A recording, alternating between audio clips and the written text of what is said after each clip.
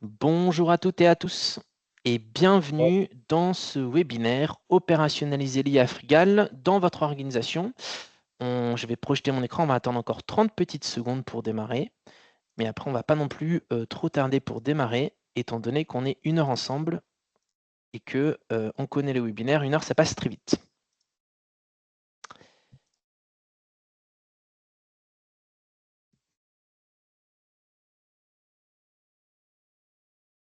Alors, est-ce que vous voyez bien mon écran?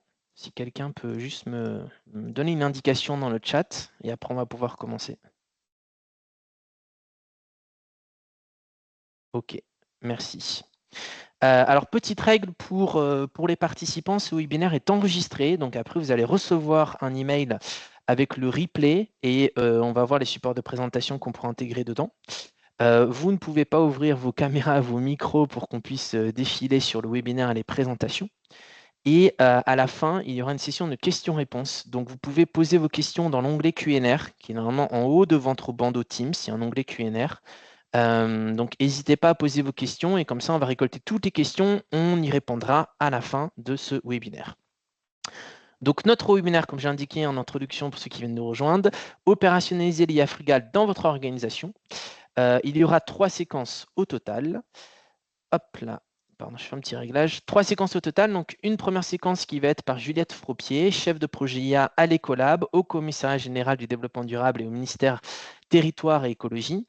Et donc, Juliette nous présentera la stratégie française en IA et en environnement et aussi les initiatives qui ont lieu à l'international.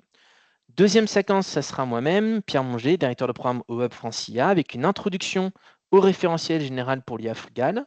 Et ensuite, Amiel Citruc, président et cofondateur de Terra Cognita, qui nous fera 25 minutes à peu près normalement des démonstrations opérationnelles de bonnes pratiques issues de l'IA frugale. Et ensuite, on aura notre petite session de questions-réponses. Voilà pour la présentation des intervenants. Je vais laisser la main à Juliette. Je te laisse partager ton écran et te lancer dans la présentation. Oui, bonjour à toutes et à tous. Ravie d'être ici et merci beaucoup à Pierre d'avoir organisé ce webinaire. Je vais commencer à partager mes slides. Pierre, est-ce que tu peux me dire si mes slides sont bien partagés? C'est bon, en plein écran, parfait. Merci. Comme je disais, bonjour à toutes et tous, je travaille au ministère Aménagement du Territoire et Transition écologique, plus précisément au Commissariat général Développement durable, qui est une direction transverse de ce ministère qui s'occupe des questions transverses de transition écologique, notamment en lien avec les entreprises, que ce soit le reporting environnemental des entreprises, l'affichage environnemental sur les produits et sur les services, mais aussi qui s'occupe de numérique responsable. Donc moi, spécifiquement sur les enjeux IA, à la fois l'IA au service de nos politiques publiques de transition écologique et l'impact environnemental de l'IA. Les deux allant bien sûr ensemble, puisque en faisant des services et des produits d'IA au service de la transition écologique, il faut bien que ces services et ces produits ne viennent pas aggraver le problème qu'ils cherchent à résoudre. Et c'est notamment toute la question de la sensibilisation autour de l'IA frugale. L'Ecolab, plus particulièrement, c'est le laboratoire d'innovation des ministères de transition écologique qui a un certain nombre de casquettes et d'activités, et notamment qui pilote la feuille de route IA du ministère et la politique publique IA et transition écologique. Cette politique publique, elle s'intègre dans une stratégie IA qui est plus large, qui est interministérielle, qui concerne tous les ministères, qui a commencé en mars 2018 avec le rapport Villani qui s'appelait Donner un sens à l'IA et qui ensuite s'est développée en 3 phases. Une première phase qui a vraiment consisté à structurer l'écosystème de R&D en IA, à développer du coup notre capacité de recherche à travers à la fois des capacités de calcul, mais aussi en développant ce qu'on appelle les instituts de recherche en IA, les 3 IA, des charges de recherche, des programmes doctoraux.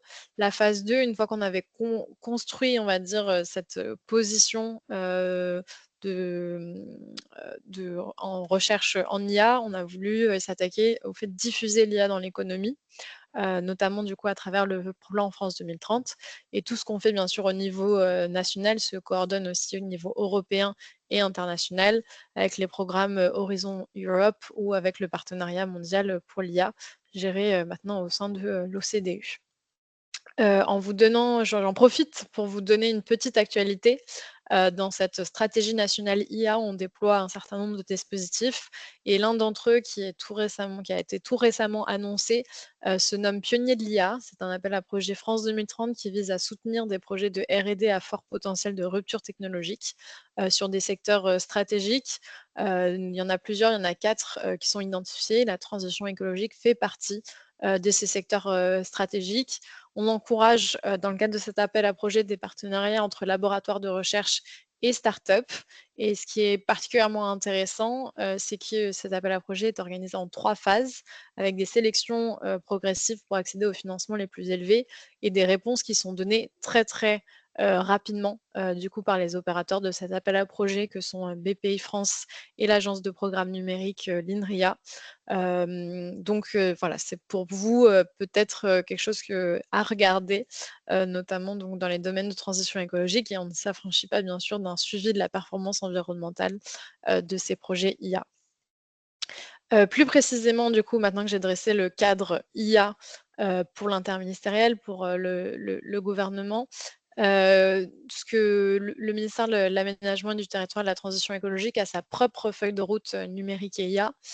Feuille de route, qu'on a, actualisée, il y a quelques jours. On en avait déjà une en 2021 qu'on a actualisée en 2023 et qu'on réactualise en 2025. Finalement, les choses vont si vite, dans le domaine de l'IA qu'on est aussi obligé, d'adapter, vers où on va puisque en 2021, on n'avait pas encore, l'IA générative en tête et aujourd'hui, la massive adoption de l'IA générative nous pousse aussi à nous reposer des questions. Donc elle est en 4 axes. L'axe qui est vraiment le socle, numérique, données, IA, commun à tous les agents. Mais au-delà de ça, le ministère de la Transition écologique, c'est aussi un ministère qui favorise le partage de la connaissance environnementale, notamment avec tous les opérateurs tels que, Météo France, l'IGN, l'Office français de la biodiversité, qui produisent de la donnée environnementale. Cette donnée, elle est importante pour connaître l'état de notre environnement et vers où on va et on imagine que l'IA, va à la fois nous permettre, d'augmenter la qualité de cette donnée, mais aussi d'en faire davantage d'usage. On pense aussi important de structurer des communautés nationales territoriales au service des politiques publiques du pôle ministériel, parce que, l'IA, est en phase d'expérimentation beaucoup sur des projets d'IA au service de la transition écologique et pour que ces projets diffusent, on a besoin de communautés et enfin, un des objectifs et pas des moindres, on veut faire de la France un leader de l'IA durable en proposant une voie, d'adoption de l'IA qui prenne en compte les enjeux, de durabilité de l'IA. Si, je vais aller assez vite quand même pour laisser la place aux autres intervenants, mais si je montre un peu quelle a été notre stratégie, depuis 2021, on a voulu construire notre position sur l'IA durable. À partir de 2023, disséminer, asseoir cette politique publique et maintenant à partir de 2025, on veut déployer cette vision en France et à l'international. Si je commence par le fait de construire notre position, sur l'IA durable, on a commencé, par des expérimentations de terrain et notamment expérimenter, des cas d'usage de l'IA pour la transition écologique dans les territoires via un appel à projet France 2030, qui s'appelle, «Démonstrateur d'IA frugale pour la transition écologique dans les territoires». Ce sont 12 projets en tout qui ont été lauréats de cet appel à projet et qui sont sur des thématiques aussi diverses que biodiversité, mobilité, gestion de l'eau, consommation énergétique des bâtiments. Par exemple, sur Bordeaux Métropole ou la métropole des Grands Paris, on est sur de la réduction de la consommation énergétique des bâtiments, de la planification de la rénovation énergétique sur la métropole de Lyon, sur la renaturation des villes, ou au syndicat des eaux du Brévadois sur de la maintenance prédictive du réseau d'eau ou de la détection de fuites d'eau dans le réseau. Donc si ces cas d'usage vous intéressent, à chaque fois je mets des liens en bas de mes slides pour avoir plus d'informations sur les différentes axes du coup de la politique publique, si ça vous intéresse d'aller regarder plus en détail. On a aussi, comme je vous le disais, voulu créer une communauté d'acteurs publics et privés, pour partager les bonnes pratiques, les cas d'usage qui fonctionnent et cetera, en organisant, 2 à 3 événements, par an, en délivrant une newsletter par mois, en publiant un livre blanc auquel le Hub Francia et les Interconnectés, qui sont une association, d'élus territoriaux engagés sur les sujets numériques, ont contribué et pas mal d'articles. Si ça vous intéresse, de vous abonner à cette newsletter qu'on partage tous les mois et qui sont vraiment sur quels sont aujourd'hui les cas d'usage qui se déploient en termes d'IA dans les territoires orientés transition écologique. N'hésitez pas, vous avez aussi le lien qui se trouve en bas de la page. Au-delà de ça, un des objectifs du ministère de la Transition écologique, c'est de soutenir, l'écosystème green tech et donc c'est-à-dire toutes les startups, PME, qui sont éco-innovantes, qui innovent dans des domaines qui vont dans le sens, des politiques publiques du ministère de la Transition écologique et donc si vous ne le connaissez pas déjà, il existe un label qui s'appelle le label Green Tech Innovation qui est, heu, qui est donné à une trentaine de startups et PME par an. Ce qui fait qu'aujourd'hui, on a un annuaire d'environ 300 startups et PME qui ont été reconnues et on organise un gros événement, business, sur le sujet sur les green tech avec, des rendez-vous d'affaires, des conférences, du networking qui est possible et ça arrive très bientôt, donc j'en profite pour en faire la publicité puisque ça sera les 21 et 22 octobre, à Station F. C'est accessible aussi, à distance, si vous préférez et donc n'hésitez pas à vous inscrire également sur ce lien. Ça vous permettra de rencontrer ces startups et PME et aussi, vous de potentiellement, vous présenter, à cet écosystème. On aura, des acteurs publics, des collectivités, des administrations et aussi des grands groupes, qui viennent pitcher parfois, leurs besoins en termes de commandes, soit de commandes publiques pour les acteurs publics, soit de commandes privées pour les grands groupes. On a voulu, aussi, je vous le disais, dans la partie stratégie nationale IA, il y a la partie diffusée dans l'économie, mais il y a bien sûr aussi, la partie, recherche et l'IA Frugal passe aussi, par une grosse partie, recherche, que ce soit à travers, le projet Holy Grail ou le projet Sharp, qui sont tous les 2 des projets du PEPR IA. Donc le PEPR, c'est le programme d'équipement prioritaire de recherche, donc en intelligence artificielle, pour la France et donc Sharp, va être plutôt sur les sujets, d'algorithmique, frugale et Holy Grail, sur, les algorithmes d'apprentissage qui sont adaptés au matériel pour avoir du software adapté au hardware, on va dire. Et encore une fois, n'hésitez pas à aller regarder du coup ce que font, ces 2 projets de recherche. Donc à partir de 2023, l'objectif c'était de disséminer. Je rentrerai pas dans les détails, c'est le référentiel pour l'IA Frugal, en fait partie et Pierre, vous le présentera. Au-delà du référentiel, on voulait aussi, donner des outils, parce que c'est important d'avoir les méthodologies, mais si on veut aller plus vite, les calculateurs en ligne, notamment pour le reporting de critères environnementaux, c'est intéressant. Ça permet de faciliter, l'usage des méthodes et notamment donc, un calculateur qu'on aime bien, c'est le Green Algorithm. Donc c'est un calculateur qui est en ligne, qui est open source, qui est totalement gratuit d'utilisation et qui a été développé par un chercheur de l'université de Cambridge. Donc on a, contribué à ces développements et on a fait un article, aussi que vous pouvez aller regarder si ça vous intéresse, sur comment on a utilisé ce calculateur, dans des appels à projets, notamment donc les appels à projets France 2030. Les pionniers, de l'IA en fait partie et notre objectif, c'est bien sûr que ce soit utilisé dans d'autres pays aussi, ce genre de calculateur, pour avoir des critères environnementaux dans des appels à projets, en IA. Voilà et après, si avec, ces référentiels, ces méthodologies, il faut aussi donner de la visibilité aux acteurs. Donc, on a les interconnectés qui réalisent, leur bibliothèque d'IA territoriale, qui montre, ce que les collectivités font en matière, d'IA et notamment d'IA au service de la transition écologique et on a aussi le Francia qui montre, l'autre pan, les startups, qu'est-ce qu'elles font? Les startups d'IA, qu'est-ce qu'elles font, dans le domaine de la transition écologique? Pour aller plus loin, je vous avais parlé des 12 démonstrateurs d'IA pour la transition écologique. On était sur des cas d'usage, d'atténuation, donc d'atténuation du changement climatique. La France a adopté début 2025 un plan national d'adaptation au changement climatique et on pensait qu'il était intéressant aussi, d'expérimenter les cas d'usage, d'IA au service de l'adaptation, notamment que ce soit, pour les canicules, les feux de forêt, la végétalisation des villes, l'érosion du littoral et donc on permet désormais aux collectivités de candidater au fonds vert. Donc, le fonds vert, c'est le fonds d'accélération de la transition écologique dans les territoires, qui est bien doté et qui permet aux collectivités de faire financer des projets d'adaptation dans leur territoire. Et donc, on a ouvert la possibilité de faire financer des projets intégrant de l'IA pour l'adaptation d'un territoire. Et on a aussi donc publié ce guide pratique que vous voyez à droite, l'IA au service de l'adaptation au changement climatique dans les territoires, pour encourager du coup les territoires en collaboration avec des startups IA qui viennent répondre à leurs besoins, à candidater au fonds vert sur ces sujets-là. Voilà, et aujourd'hui, on est plutôt sur les initiatives européennes, internationales pour déployer notre vision. On a besoin de plus de standards autour de la mesure d'impact environnemental de l'IA.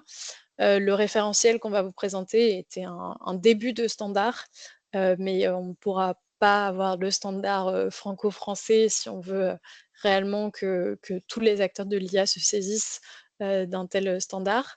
Donc aujourd'hui, on pilote un groupe de travail au Comité européen de normalisation pour développer un standard sur l'impact de l'IA.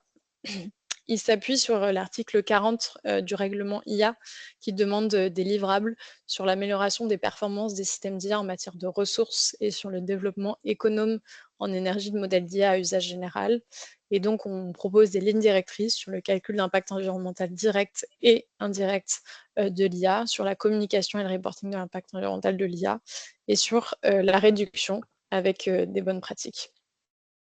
On a également lancé en février dernier, c'était le sommet international pour l'action sur l'IA, une coalition mondiale pour l'IA durable, pour mettre le sujet au cœur des discussions internationales.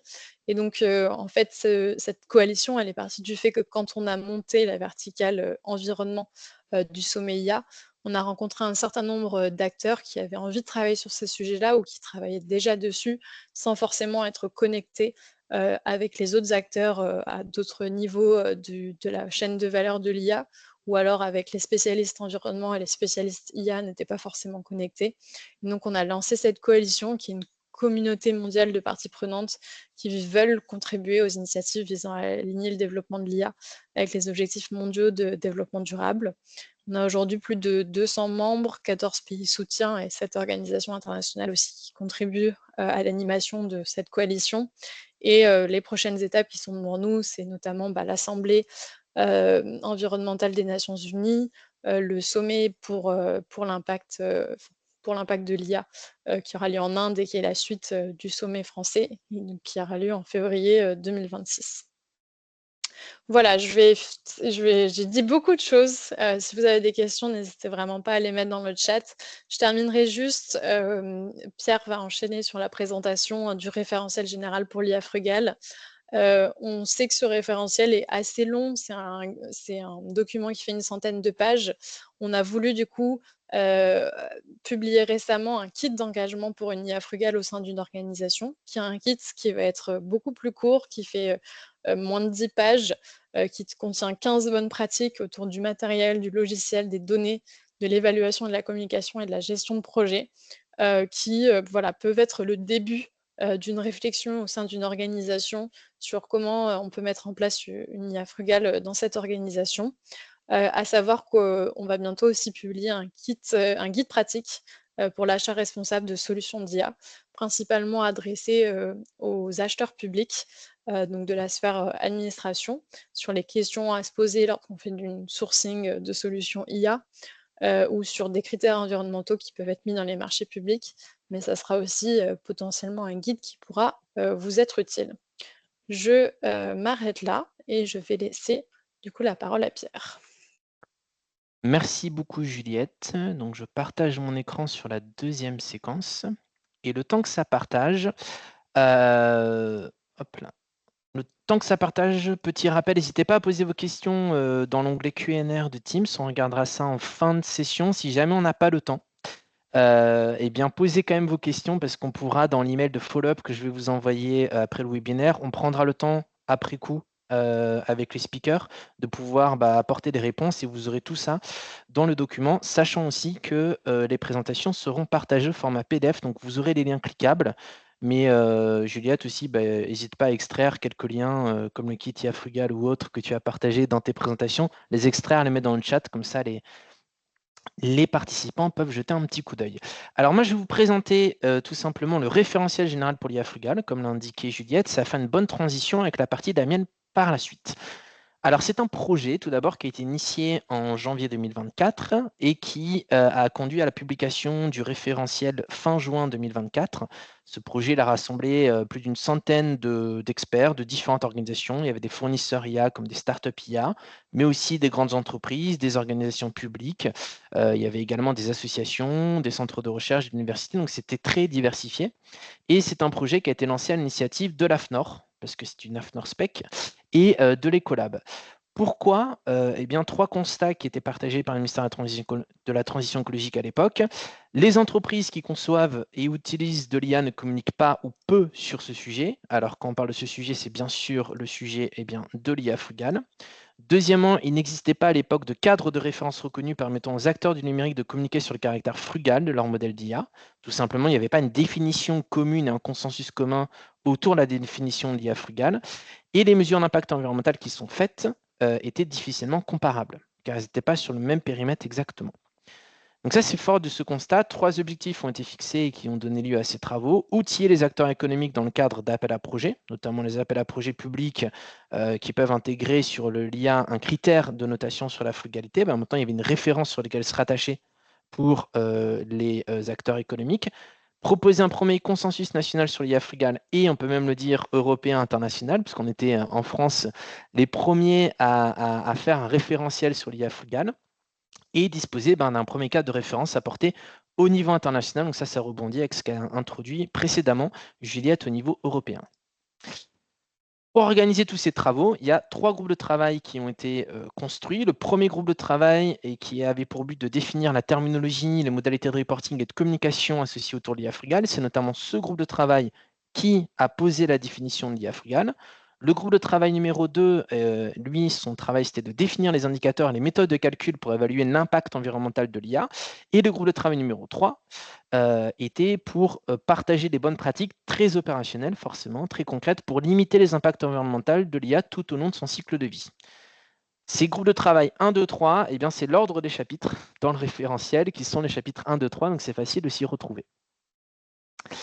Alors, on parle de frugalité depuis le début de ce webinaire. Il y a une différence, alors ça c'est un tableau qui est extrait de la norme, enfin de la spécification, pardon, du référentiel général pour l'IA frugale. On différencie efficience et frugalité. Sur la première colonne, la définition, l'efficience, c'est l'aptitude à optimiser les moyens alloués pour atteindre un résultat défini. Alors que la frugalité, c'est l'aptitude à se contenter d'un niveau de résultat jugé suffisant en redéfinissant les usages et les besoins. En termes de raisonnement, si je saute à la colonne au milieu, en résumé, l'efficience, c'est le besoin qui prime. Donc, on a d'abord établi le besoin et on va faire en sorte, sans contrainte de ressources, de moyens, on va faire en sorte que la solution puisse atteindre le niveau satisfaisant pour répondre le mieux aux besoins, alors que la frugalité, on va d'abord primer avec une contrainte par les ressources. Donc, on recherche en fait la solution qui utilise le moins de ressources possible, tout en apportant une réponse satisfaisante aux besoins qui avaient été exprimés initialement. En termes d'approche, en efficience, on recherche un optimum local et on essaie d'avoir un niveau de résultat fortement contraint, alors qu'en frugalité, on va plutôt l'image globale. Donc, on a un optimum global, on fait la somme des optimums locaux, et donc on regarde aussi un compromis plus large et on se permet aussi de challenger, de remettre en cause le besoin pour le réduire. Par exemple, est-ce que avoir 95% d'efficacité pour tel cas d'usage, est-ce que 90% ça ne répondrait pas quand même au cas d'usage? Donc, c'est des questions qu'on s'autorise à se poser en tout cas. Et donc, en termes de précision, eh bien, dans l'efficience, on prend en compte les effets de premier ordre et les parties prenantes de l'IA. La frugalité, on est plus large, on prend à la fois en compte les effets de premier ordre, de second ordre, pour minimiser les impacts environnementaux négatifs, et on prend en compte tous les acteurs, donc pas uniquement les parties prenantes de l'IA directement. C'est-à-dire que les utilisateurs finaux qui n'ont pas été intégrés dans le projet, on les prend également en compte dans la définition de l'IA frugale.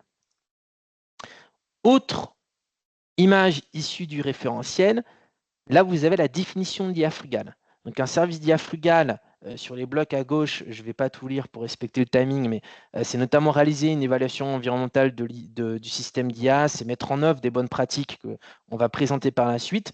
Tout ça dans un objectif de réduction globale des besoins en ressources et des émissions associées via une redéfinition des usages. Et en jaune, vous avez la définition d'un service frugal d'IA. Donc un service frugal, c'est un service d'IA qui est frugal, il faut l'entendre comme ça. Donc un service frugal d'IA, eh bien, il a tout simplement un impact positif de ses usages qui est supérieur aux impacts négatifs de son cycle de vie, on va le présenter par la suite, et de ses usages qui sont faits par les utilisateurs. Je vais faire un petit focus sur les bonnes pratiques, comme ça je vais ouvrir la voie pour la séquence d'Amiel, qui vous fera une démonstration beaucoup plus poussée. Sur le groupe de travail numéro 3, comme on l'a vu, c'est le groupe de travail qui a défini les bonnes pratiques. Au total, il y avait plus de 70 contributeurs dans ce groupe de travail. Encore une fois, organisation publique, privée, académique, etc. Donc il a fallu mettre tout le monde d'accord et avoir un consensus sur les différents sujets. On a fait 15 sessions de groupe de travail pour réussir à créer toutes les bonnes pratiques. Et les bonnes pratiques, comment on les a recueillies? On a fait 40 témoignages. Donc, on a défini un guide d'entretien standardisé. Donc, le 40 témoignages, il a été selon le même guide.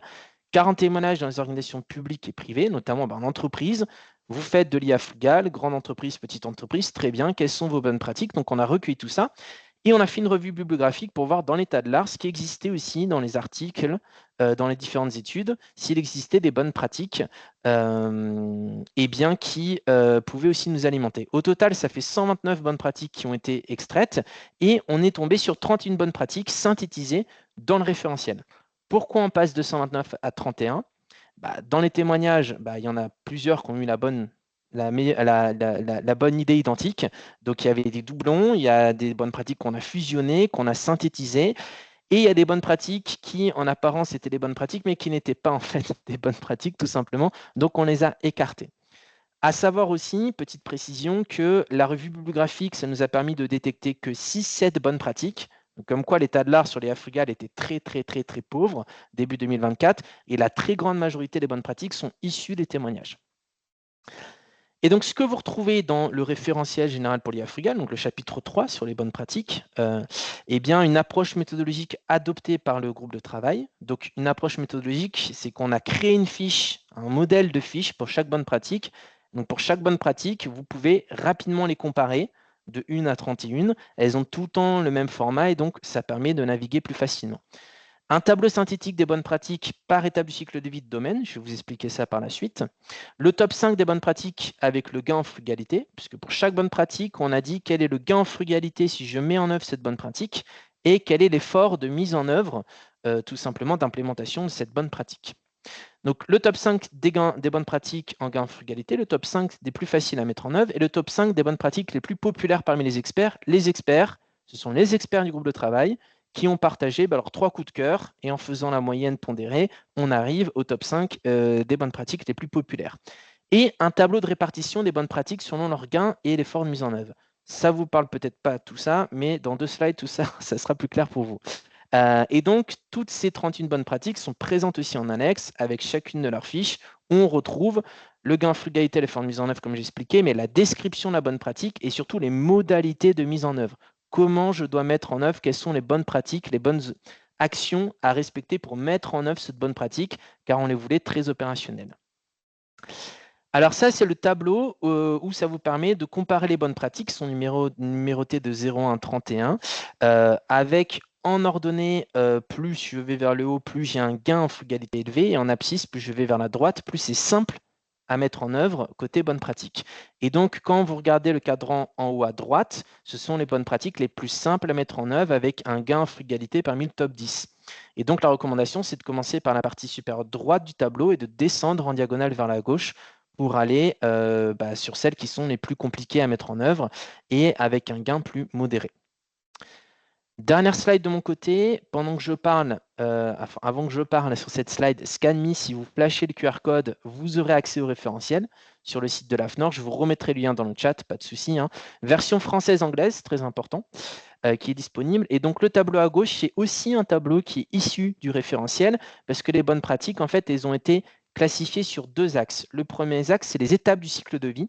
Donc, on s'est basé sur l'analyse de cycle de vie ISO en allant de 1 à 8. Donc, 1, c'est l'initialisation, conception, développement et jusqu'à la mise hors service. Donc, en fait, de décommissionner le système d'IA. On a tendance à l'oublier. Et on a ajouté une étape 0 qui est la gouvernance des systèmes d'IA avec notamment l'inclusion des décideurs. Et en colonne, vous avez soit service, donc le service d'IA en lui-même, les données et les infrastructures, et les bonnes pratiques sont réparties selon ces dimensions. Et une bonne pratique peut se retrouver sur plusieurs étapes de cycle de vie et plusieurs dimensions en colonne. Et pourquoi c'est en jaune? Parce qu'en fait, quand vous cliquez dessus, dans le référentiel, c'est des liens hypertextes qui vous envoient directement à la fiche bonne pratique en annexe. Voilà pour la présentation du référentiel. Je vais passer la main à Amiel. Et Juliette et moi-même, je pense, vu le timing, s'il y a des questions, on peut déjà commencer à y répondre à l'écrit. Et comme ça, on laisse Amiel filer sur sa présentation. Merci. Est-ce que vous voyez mon écran? On voit en plein écran, mais c'est 4/3 cette fois-ci comparé à tout à l'heure. Mais je pense que ça fait l'affaire. Ouais. Alors, ouais, ça dérange pas? Parce que sinon, Non, c'est bon, je pense. Si c'est trop petit, je te le dirai. Ok. Bon, merci à tous, à tout le monde d'être là. Merci à Pierre pour l'organisation du webinaire. Quelques mots sur Terra Cognita. Nous, on a pour mission de déployer l'IA frugale dans les organisations. Avec ma cofondatrice, on vient tous les deux à la base de la transition agroécologique et on utilisait l'IA pour faire la mesure d'empreinte environnementale. Donc, on était dans le AI for Green. Et avec l'IA générative, vous n'êtes pas sans savoir que le sujet de l'empreinte environnementale de l'IA est devenu important. Et donc, on s'est intéressé à ça et c'est pour ça qu'on a fondé Terra Cognita. On fait 3 types d'offres, de la formation, du conseil stratégique et donc le développement de solutions d'IA suivant les principes de l'IA frugalité, de l'IA frugale. Donc déjà, merci pour cette présentation du référentiel. Je dois dire que je pense qu'on a beaucoup de chance en France d'avoir ce référentiel de l'IA frugale. On est en avance sur les autres pays en général. Et donc, merci à Juliette et à Pierre, entre autres, pour ça.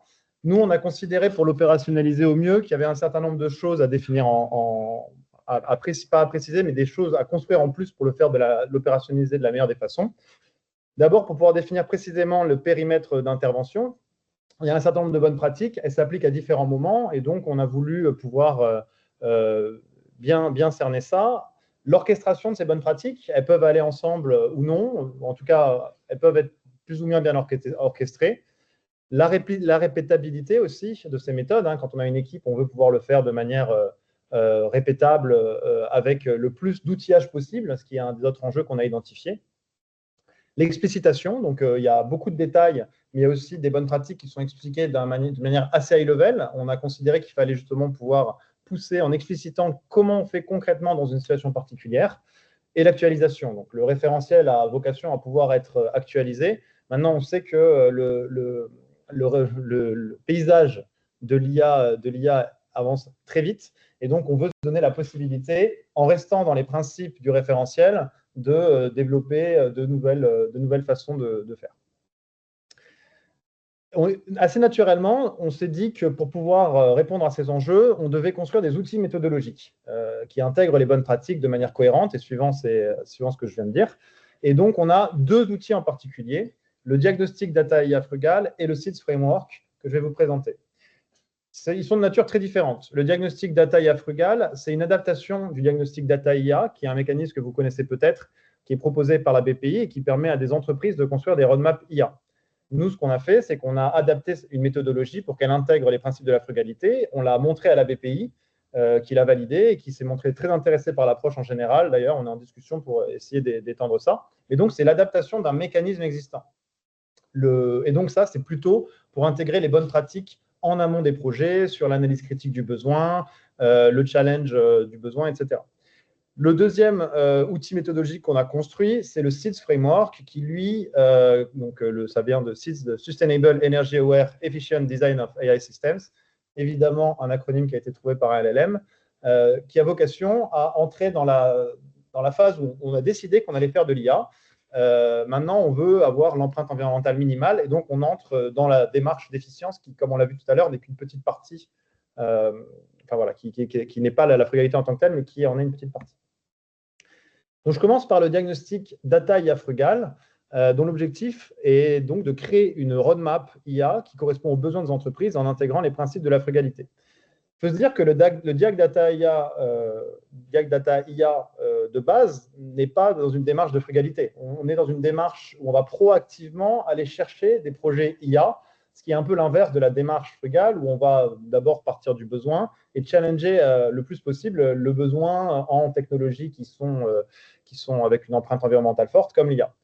Donc, on a trouvé ça intéressant justement d'essayer de modifier un peu cette logique. Et c'est aussi un moment pertinent pour intégrer de la frugalité, hein, ce diag, puisque quand on regarde les facteurs clés de succès pour un certain nombre de bonnes pratiques et l'analyse du besoin, il faut avoir le temps de pouvoir qualifier le besoin, de pouvoir le challenger. Là, on est en amont des projets. Il faut avoir un support important du leadership. Le diag, il est généralement demandé. Le diag, c'est généralement pour une ETI ou une PME, donc il est demandé par un dirigeant. Donc, on a a priori un soutien fort.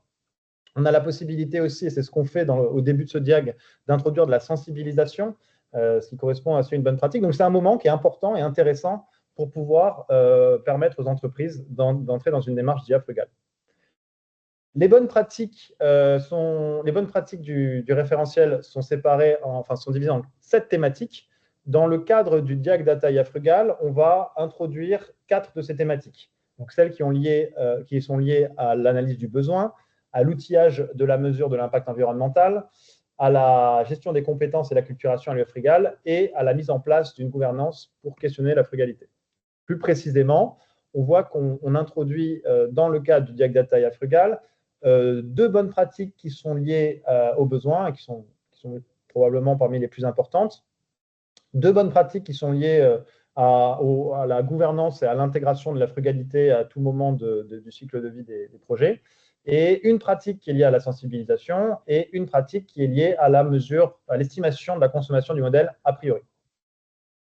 L'état d'esprit dans lequel on est et qu'on explique dès le début, hein, c'est pour ça qu'on l'associe à la bonne pratique 14 sur la sensibilisation.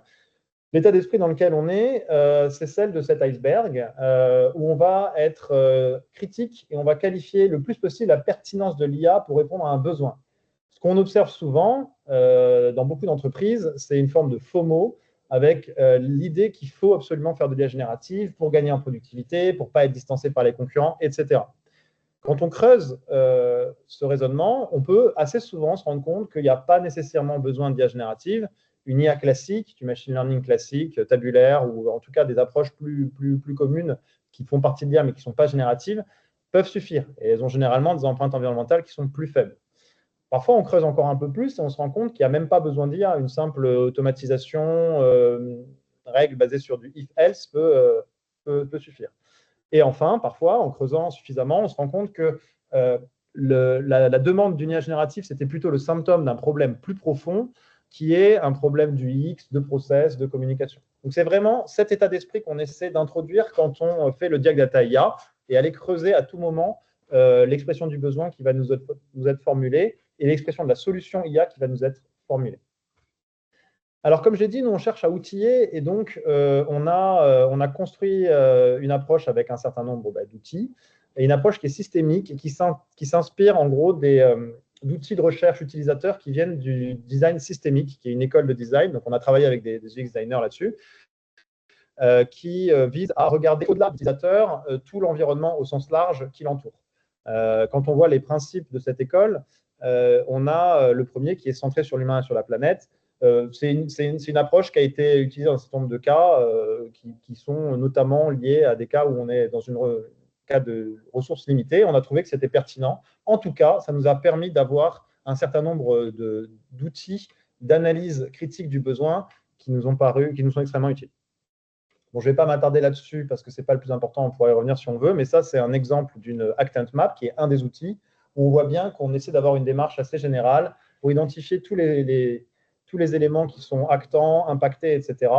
Ce qui est dans une démarche frugale qui se veut la plus large possible en intégrant les effets d'ordre 2 et supérieur importants. Donc, la première étape de ce diag data IA, c'est de qualifier la pertinence de l'IA pour répondre aux besoins identifiés. Donc, on est dans une phase d'analyse. Concrètement, c'est là où on va faire un certain nombre d'interviews auprès de plus d'acteurs possibles, de plus de parties prenantes dans l'entreprise et autour. Et on va le faire avec le regard dont j'ai parlé, en essayant à chaque fois déjà d'ouvrir la discussion de la manière la plus ouverte possible. On ne va pas chercher à parler d'IA, au contraire, le mot on n'utilise pas.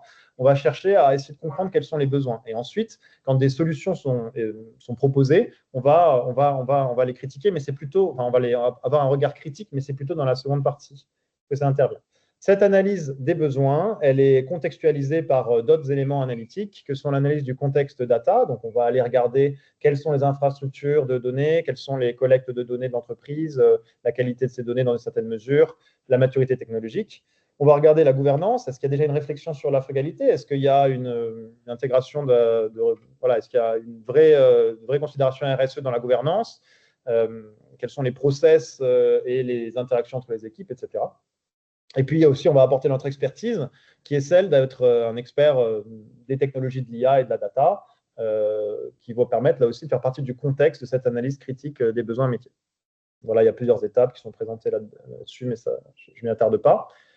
La deuxième phase du Diag Data IA Frugal, c'est une étude stratégique où on va définir des projets pertinents pour, au final, élaborer une feuille de route.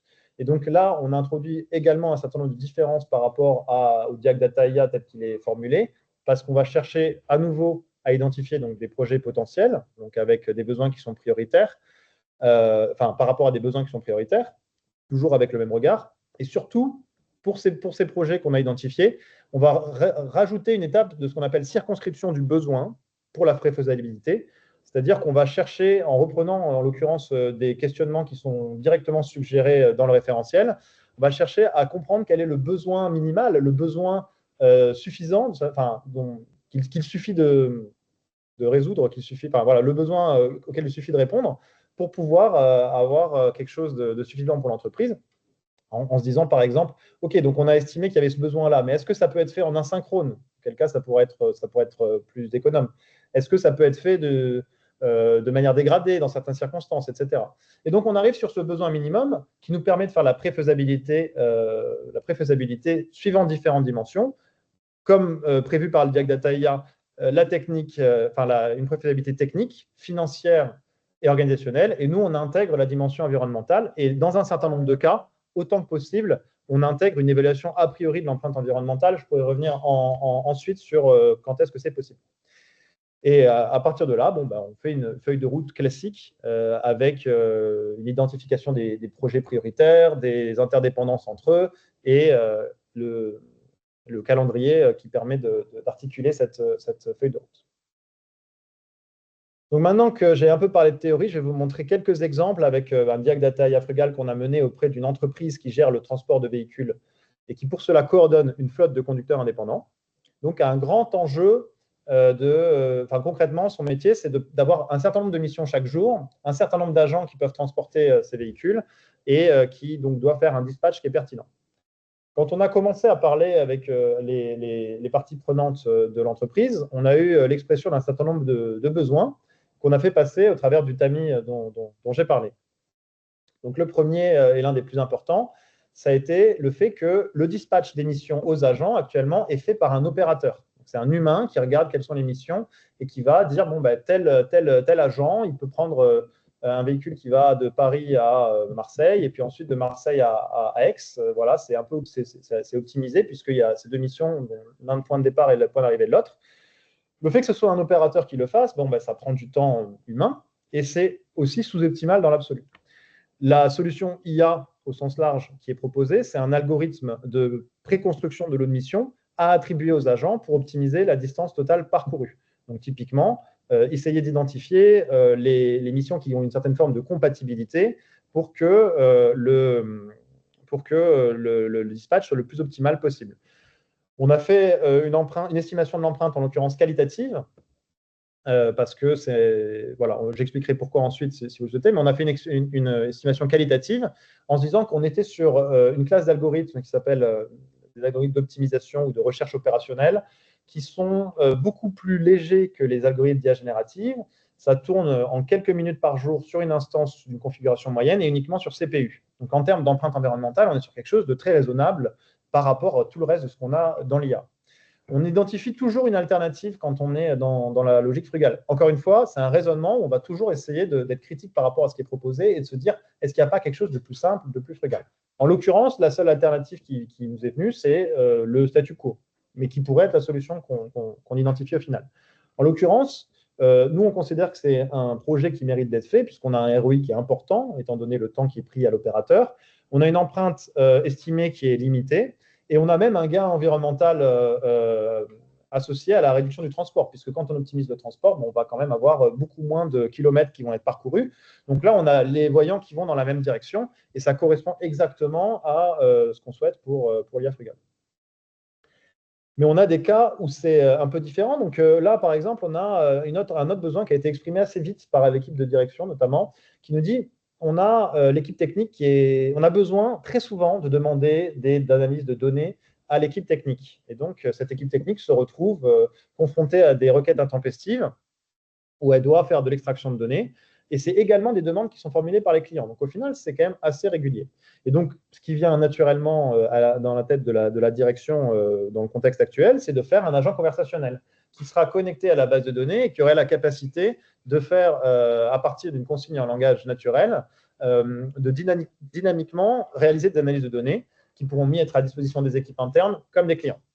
Donc là, on fait une estimation a priori, étant donné un certain nombre d'hypothèses sur le nombre de requêtes par jour, sur le nombre de modèles qui doit être fait, sur le type de modèle qui doit être utilisé, typiquement des modèles à raisonnement, puisqu'on est sur des choses qui sont complexes, qui doivent générer beaucoup de tokens parce qu'ils doivent produire du code et récupérer de la donnée, etc. Et donc là, on considère que l'empreinte environnementale, elle est importante sur un mois,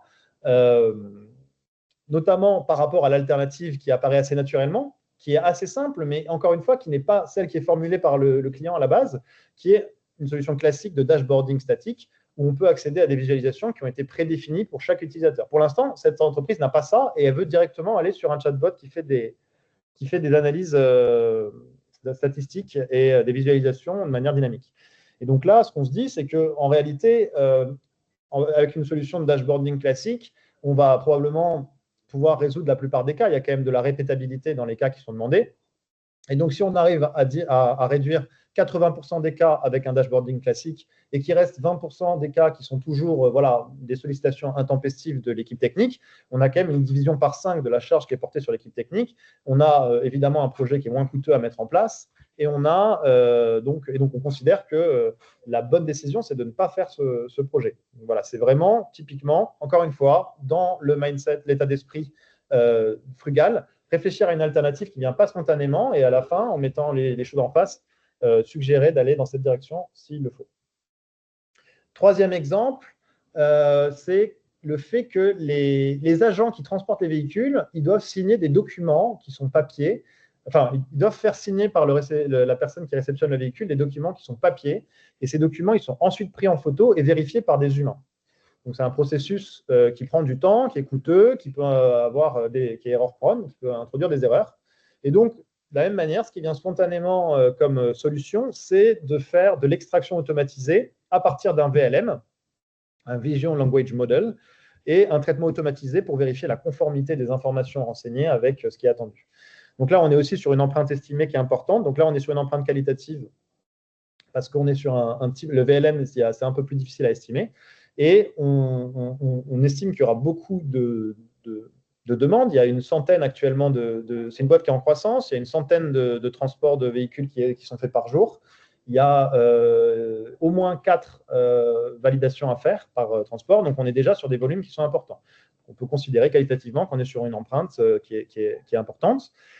L'alternative qui paraît assez logique, mais qui, encore une fois, n'est pas forcément celle qui est formulée initialement, c'est de digitaliser complètement le processus, étant donné que les agents ont déjà une application existante sur laquelle ils font un certain nombre de choses. Donc, il n'y a pas d'ajout de matériel, il n'y a pas d'ajout, il y a juste la modification d'une brique existante pour qu'on puisse faire une signature, renseigner des informations et faire une signature en ligne. Et ça, c'est une alternative qui nous paraît beaucoup plus logique, beaucoup plus pérenne, moins error-prone. Et c'est aussi, on suggère également de partir dans cette direction. Je me rends compte que le temps passe assez vite. Je ne vais pas aller là-dessus. Il me reste 10 petites minutes, oui, du webinaire. Désolé, je pensais que j'en avais 10 de plus. C'est quand même un très mauvais calcul. Je vais aller vite. Deuxième chose, donc, c'est le SID Framework. La partie efficience. On va chercher à optimiser les modèles. Donc, typiquement, les bonnes pratiques qui sont présentées ici, c'est par exemple la bonne pratique 3 pour compresser les modèles, rationaliser les modèles, réutiliser des modèles qui ont déjà été entraînés, privilégier des modèles plus frugaux, faire de l'A/B testing pour avoir des modèles avec un meilleur ratio performance-ressources. On est dans cette logique plus d'efficience en l'occurrence. Donc là, ce qu'on a voulu faire avec le Seeds Framework, c'est de fournir une méthode qui est structurée pour développer des systèmes d'IA qui intègrent les principes de la frugalité. Et c'est construit sur nos retours d'expérience et c'est aussi dynamique. On a la volonté d'intégrer systématiquement des nouvelles expériences et l'évolution des technologies au travers d'une gouvernance de cette méthodologie. Je ne m'attarde pas sur le cycle de vie de l'IA. Je vais simplement dire que pour l'instant, on est sur un périmètre qui est restreint. Le cycle de vie de l'IA, c'est quelque chose qui est complexe, qui intègre beaucoup de choses. Et donc, pour avoir l'empreinte environnementale qui est la plus juste possible, il faut l'intégrer de manière exhaustive, ce qui est notre vocation à terme. Pour l'instant, on est uniquement sur l'inférence qui, dans un certain nombre de cas, pour un système qui marche bien, est la principale source de l'empreinte environnementale. On est sur le tiers 1, on est uniquement sur du texte et on fait uniquement en termes d'indicateurs le potentiel de réchauffement et non pas l'eau ou les matières abiotiques. La logique fondamentale de cette méthodologie, c'est de sortir d'une logique d'AI engineer classique qui va uniquement optimiser des performances que vous voyez sur l'axe des ordonnées et qui va au contraire chercher à avoir une double optimisation avec l'empreinte environnementale. Et donc typiquement, ce qu'on veut chercher à faire dans cette approche, c'est d'avoir des modèles qui sont avec une empreinte environnementale relativement basse pour un niveau de performance qui est juste satisfaisant. On est typiquement dans un cas d'arbitrage frugal. Vous voyez que ce modèle, le meilleur modèle, il a une empreinte environnementale qui est très élevée et en même temps, celui qui est avec une empreinte environnementale beaucoup plus faible est assez proche en termes de performance. Et donc là, typiquement, dans une logique de frugalité, on irait a priori sur un modèle de ce type-là. Alors, comment on fait pour faire ça? Je ne vais pas rentrer dans le détail, si vous voulez, on pourrait y revenir pendant les questions. Mais il y a des techniques de compression de modèles. Donc, on va chercher à prendre des gros modèles et à réduire leur empreinte environnementale. Donc, typiquement, on va prendre un modèle qui est là et on va l'amener sur la gauche. On va réduire son empreinte environnementale en maintenant la performance. Donc, il y a l'élagage, la quantification qui sont des techniques qui permettent ça. On va chercher à optimiser des performances. Donc là, la logique, c'est plutôt de prendre un modèle qui est relativement bas sur l'axe d'ordonnées et de l'amener plus haut. Et donc augmenter des performances sans augmenter l'empreinte environnementale. Et on va chercher aussi parfois à faire des associations de modèles, conformément à une des bonnes pratiques. Typiquement, le décodage spéculatif, où on fait en sorte que l'essentiel de la tâche soit fait par un petit modèle avec une empreinte environnementale limitée, et que dès qu'il s'agit d'avoir quelque chose de compliqué, un token compliqué à prédire pour un LLM, on passe sur un gros modèle. Je ne vais pas avoir le temps de rentrer dans ce détail, mais il faut comprendre que la méthodologie, elle organise les choses d'une certaine manière, de façon à privilégier les petits modèles en premier lieu, en faisant une estimation a priori. En premier lieu d'ailleurs, à caractériser le cas d'usage qui nous vient. On a un catalogue de ce qu'on appelle les templates SIA, on a un catalogue de types de use case génériques par rapport auxquels on peut faire des estimations d'empreinte a priori, ce qui permet de définir des petits modèles pertinents dans un premier temps, avec lesquels on va essayer de réussir à atteindre des performances satisfaisantes. Si on n'y arrive pas, on va revenir en arrière, étendre le pool de modèles qu'on s'autorise à faire, jusqu'à arriver à une étape où on va optimiser l'impact. Désolé, je vais très vite, mais encore une fois, on pourra en parler pendant les questions. Pour finir, donc, une illustration de cette méthodologie. On a travaillé avec l'INA sur l'analyse automatisée de tweets pendant la période Covid, des tweets où des questions étaient adressées à une émission et on voulait faire le projet de recherche, puisque c'est dans le cadre d'une thèse, c'est d'essayer de comprendre la distribution de ces questions d'un point de vue de l'analyse de sentiments, des émotions, du sujet et de l'intention des tweets. Et donc, en appliquant la méthode que je vous ai décrite juste avant, on part au début de modèles, là c'est des petits LLM GEMA, donc des petits LLM de Google open source. C'est très important pour pouvoir appliquer tout ça. On travaille sur de l'open weight. Voilà, c'est une remarque importante. On voit qu'on a des modèles à 12 milliards de paramètres, 4 milliards de paramètres, 1 milliard de paramètres. Ils ont des performances qui sont très mauvaises. Il faut être proche de 0,8, 0,9 pour que ce soit satisfaisant. Et des émissions, ce qui sont ce qu'elles sont. Avec du fine-tuning, donc qui est l'une des techniques dont j'ai parlé, on va pouvoir monter les performances. Et là, on arrive à quelque chose de beaucoup plus satisfaisant, mais l'empreinte environnementale est encore haute. Avec de la quantisation, on peut la réduire et on peut encore la réduire en ayant un hardware qui est optimisé, en l'occurrence en tournant sur Mac, donc avec des optimisations du corps de calcul. On arrive à des choses qui sont beaucoup plus basses. Si vous voyez où on était avant avec le modèle à 12 milliards de paramètres et où on est à la fin, on est sur des choses qui sont très différentes. On n'a pas utilisé que des LLM, et c'est aussi quelque chose qui est important. Il y a des modèles qui sont intrinsèquement plus frugaux. Par exemple, les modèles BERT, qui sont d'une classe d'algorithmes qui précèdent les LLM.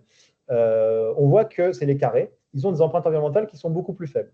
Et donc, et ce, sans appliquer beaucoup de leviers techniques de réduction de l'empreinte. Ce qu'on voit, c'est que là, on est typiquement dans une réflexion frugale. Est-ce qu'il faut partir avec le modèle à 12 milliards, donc qui est déjà bien optimisé, ou est-ce qu'on peut se contenter des performances à 0,8 au lieu de 0,84 par exemple, que permet les modèles Camembert? Ça, c'est un arbitrage qu'il faut faire avec le chercheur en fonction de l'exigence de précision réelle pour pouvoir réussir sa tâche. Donc voilà ce qu'on peut faire avec ce type de levier technique et la discussion frugale qu'on peut avoir en fin de compte.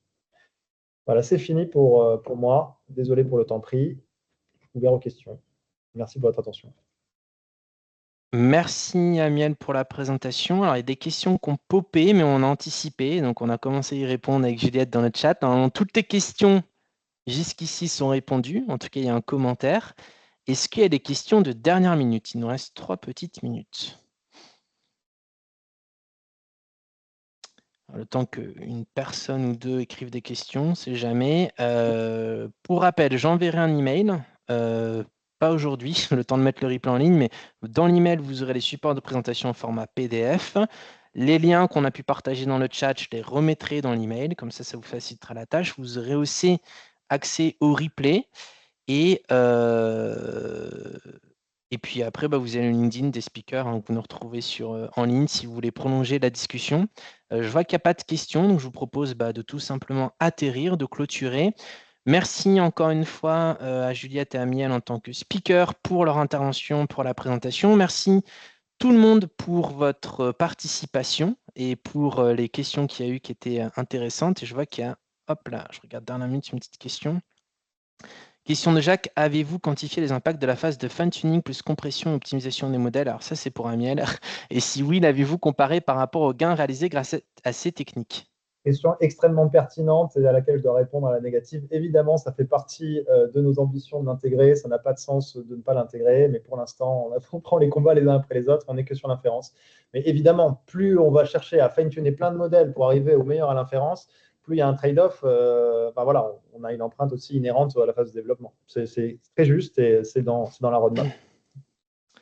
Merci. Et dernière petite question qui était dans le chat, qui n'était pas un Q&A, donc je fais le repêchage. Je pense que c'était au moment de Juliette.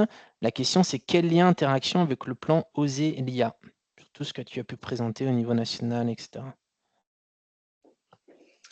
Un lien très fort. Le plan Oser l'IA vient diffuser l'IA dans l'économie. Si on veut diffuser l'IA d'une manière responsable et aussi avec, je pense, des intérêts économiques pour les entreprises qui adoptent l'IA frugale, à la fois en termes de coûts, puisque l'entraînement, plus on va avoir des calculs longs et qui vont nécessiter de la puissance de calcul et plus ça va avoir un coût. Des enjeux aussi de différenciation, je le disais, sur un marché assez compétitif de l'IA, montrer qu'on a une réflexion sur les démarches d'IA frugale. Je pense que c'est très pris en compte, en tout cas par les acteurs publics déjà et de plus en plus aussi par les grands groupes. Donc c'est dans les formations qui seront proposées dans le cadre du plan Oser l'IA, il y aura des choses sur l'IA frugale. Donc les deux sont liés. Super. Je pense qu'on a répondu à toutes les questions cette fois-ci. On vous libère parce que certainement vous avez d'autres engagements à partir de 14h. Merci tout le monde. Bonne fin de journée, bonne semaine et puis à bientôt par email avec toutes les informations. Bonne journée tout le monde. Au revoir. Au revoir.